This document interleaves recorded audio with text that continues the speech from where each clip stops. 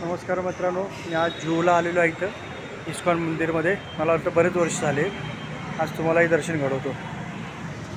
तर मित्रांनो, तुम्ही बघू शकता, हे बघा इस्कॉन मंदिरचं काय जबरदस्त बनवलं आहे. वा, स्वर्गच आहे इथं.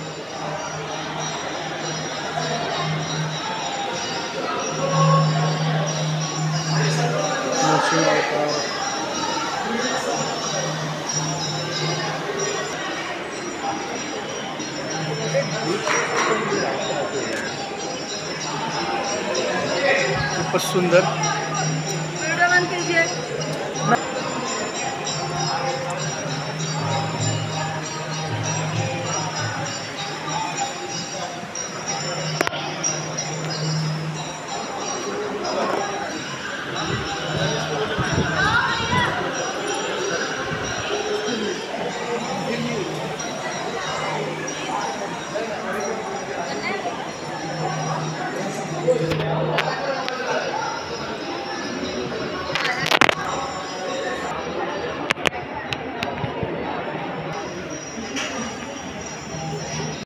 विष प्राशन करताना महादेव गोपी संग रासलीला करताना कृष्ण एकाच वेळी.